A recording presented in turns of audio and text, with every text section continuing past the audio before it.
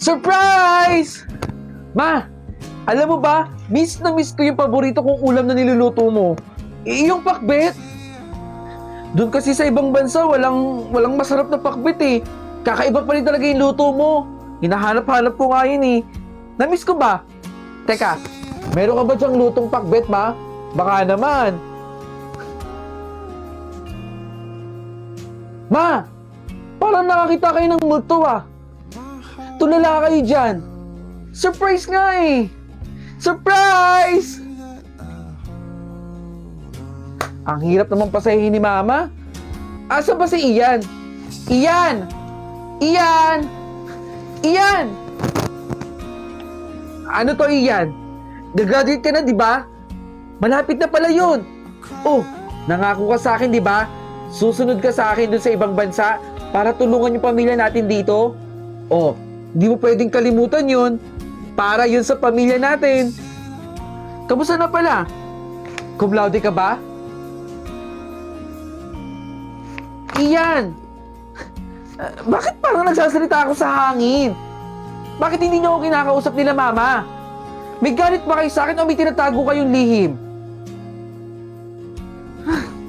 Nakakapagod kayo ni Mama. Asan pa si Bunso? Bunso! Bunso! Bunso! May dala akong chocolate. Di ba gusto mo to? Oh, magkatawagan pa tayo nun ha. Ang sabi mo, uuwian kita ng chocolate. Eto, may pasalubong ako sa'yo. Kainin mo to ha. Dali, tanggapin mo. Bunso! Ayaw mo din? Ayaw mo ng chocolate? Masarap to.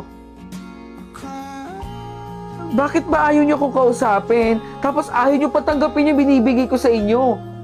Tinupad ko naman yung pangako ko ah. Di ba sabi ko uuwi naman ako?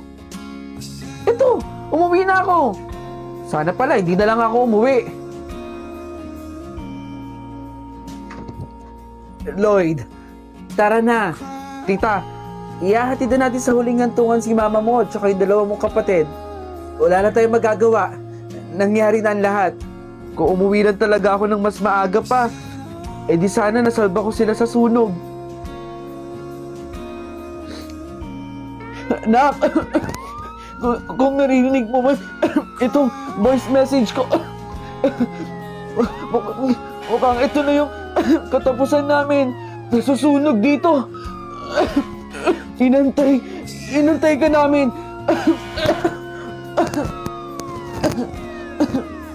256 San Miguel Street. Ito na nga. Tao po. Tao po. Mukhang wala naman tao dito. Nasa kayong tao dito. Tao po. Trespassing na. Kung trespassing, papasok ako dito. Dito yung apartment na sinabi sa akin eh. Sakto. Bukas pala yung pinto eh.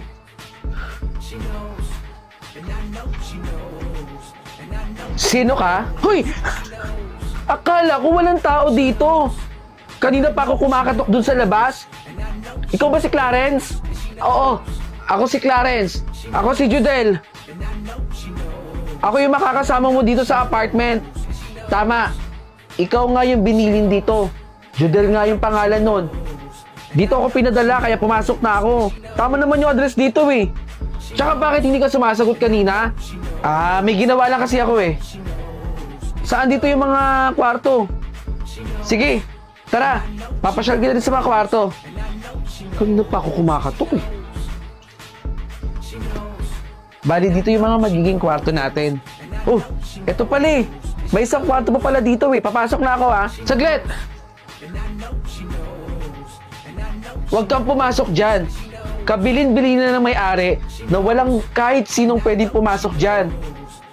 Tatlo naman yan eh. Pwede tayong mamili, di ba? Oo nga. 3 yung kwarto. Pero 2 lang yung pinapagamit sa atin. Sumunod na lang tayo sa may-ari. Okay, sige. Hindi na ako papasok dyan. Saan ba kasi yung kwarto ko? Dito. Dito yung magiging kwarto mo. Okay. Magpahinga ka na. Judel. Hello, Ma. Ay, opo. Nakarating na po ako dito sa apartment. Nasa kwarto na po ako. Magpapahinga na nga po ako eh. Nakausap ko na po si Clarence. Sabado, linggo na lang po ako uwi dyan, ma. Okay po, ingat po kayo dyan, ma. Bye po. Bakit parang may nag-CR dun? Ganda naman to eh. Ginagamit ko naman talaga to. Hoy! Sino ka? Hindi ako sinuka. Ako si Clarence. Anong Clarence pinagsasabi mo? Eh, bakit ka tumatawa? Napagtripan ka na naman. Mahilig man trip mga multo dito. Naalala mo, kinuwento yung sa'yo yung kwarto na hindi mo pwedeng pasukin. Kasi doon nagpakamatay yung multo.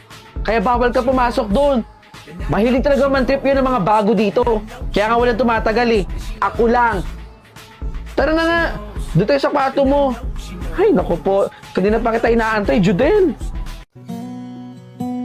Carlo! Bakit, Brian? Pakopya ako. Baka mahuli tayo ni ma'am.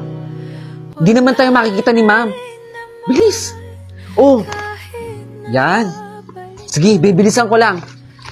Bilisan mo lang, ha? Bilis! Brian! Oh, ito na.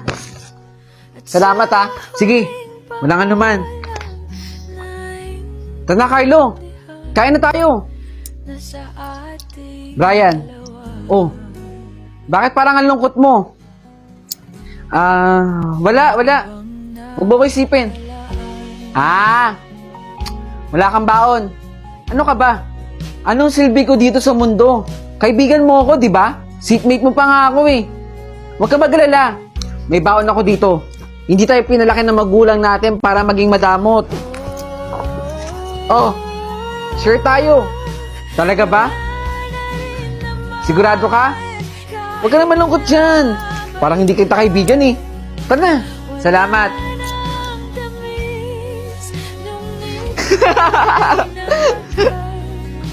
Oh, Carlo.